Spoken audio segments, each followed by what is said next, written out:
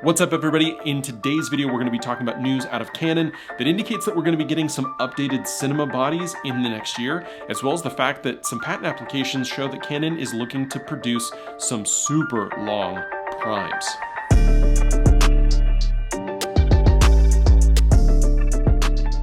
All right, so I'm Joe. This is my channel, Joseph Blake Photography. I am a portrait and adventure photographer here in Las Vegas, Nevada, but I also shoot in Southern California. And here on my channel, we talk about tech and news and gear and tips and tricks and reviews and everything that has to do with creating content, whether it's here on YouTube, elsewhere in social media, or if you're creating content to deliver to clients, or if you're just making super cool stuff for your friends and family. We talk about that here. If you're interested, go ahead and hit the subscribe button. And if at the end of the video you think that I've done a good job, I'd really appreciate it if you hit the like button. Okay, enough about me and the channel, although you can get all of my socials down below as well as a list of all the gear that I use. But let's get into talking about these potential cinema cameras as well as these new lenses. So Canon has a very capable lineup of cinema cameras. They just released the C80 and the C400. We just got the R5 Mark II, which isn't technically a cinema camera, but it inherited all of the cinema features that came from the R5C, which in itself was kind of an adaptation of the R5 itself to add in additional cinema features while adding in things to reduce overheating and really just kind of give filmmakers a little bit more of what they wanted out of a hybrid camera. And so when the R5 II came out, we kind of looked at that and said, all right, so it's pretty clear that you're not gonna be making a cinema version of this camera. And Canon effectively confirmed that. And then we got the C80 and the C400, and it looked like the lineup was pretty clear. But now Canon Rumors is reporting that there is another camera in the works that we will likely be seeing towards the latter half of 2025 that would slot in right between the R5 II and the C80. But instead of being an R5 II that maybe has more vents and more ports and more cinema features inside it, or a C80 that's just kind of smaller and less expensive, it sounds like it's going to be a whole new form factor. And if you look at the C80 and the C70 and the fact that we were all talking about a potential upgrade to the C70 this year that we really never saw, I wouldn't be shocked if we go a little bit more that direction and that there would be a smaller C80 or something a little lower end than C80, more akin to a C70 Mark II. Because the one thing about the C80 is the fact that it comes with a full frame sensor, whereas the C70 is a crop sensor. It's a Super 35. And while there's nothing wrong with that, and I think everybody's pretty excited, the C80 has been super popular, it takes a lot of the form factor of the C70, but just packs a lot more into it with only being a little bit larger. I think something more akin to a C70 as a smaller, maybe crop sensor, dedicated cinema camera as opposed to the R5 II or the R3 or the R1 would be advantageous for them, while also giving them the opportunity to put out even more features than maybe we got with the R5C that are now baked into the R5 II. Because it's pretty clear that the 1DC and the R5C, these were just kind of one-offs.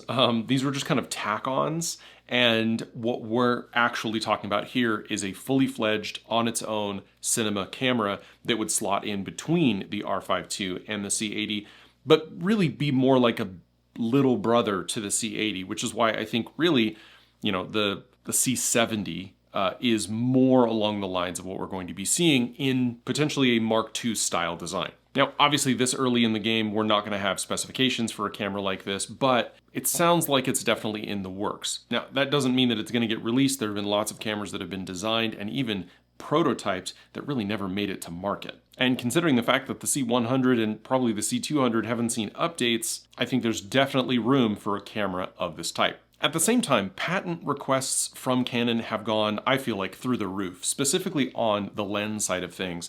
I feel like the lens engineers over at Canon are just literally mathing out every possible solution they can to fit every possible lens onto the RF mount.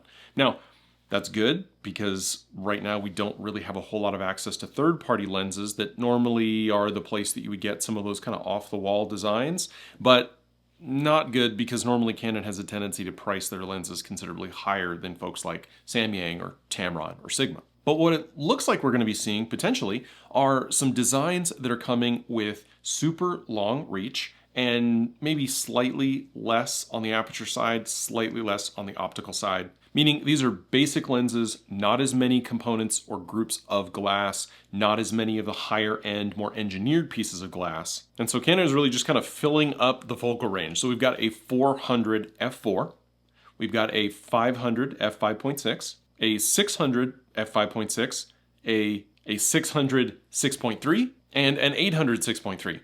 Now, these feel like somewhere between our kind of L-level glass that we have now in these longer ranges, but they can be thousands and thousands of dollars, and those kind of plastic f11 lenses that we saw a couple years back that were fun, but really not optically the best, and really only good in very bright environments or at high ISOs. But they were lightweight, they were small, and for someone just starting out who needed extremely long reach, not a bad selection for the price. Last but not least, I just want to mention really briefly, there's an article that I'm going to link to down below from photographer Josh Holko.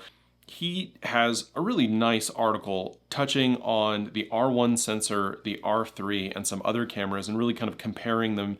And to be quite honest, his findings are that the R1 contains within it the best sensor that Canon has ever made when it comes to high ISO sensitivity and quality. So I'm going to link that down below. You should take a look at that, but I want to include that down below because I was really interested to read through that. That's what I've got for Canon news in the market today. If that's the kind of thing that you're into, I'd appreciate it if you hit the subscribe button. And if you thought that this video was informative, I'd appreciate it if you hit the like button. Find all my social links down below, as well as a link to a short video that I did talking about my Instagram giveaway. I am giving away all of this gear. I've been getting tons and tons of gear amassed in my gear closet, and it is time to do a purge. These products come in, I do reviews, and then I send them out.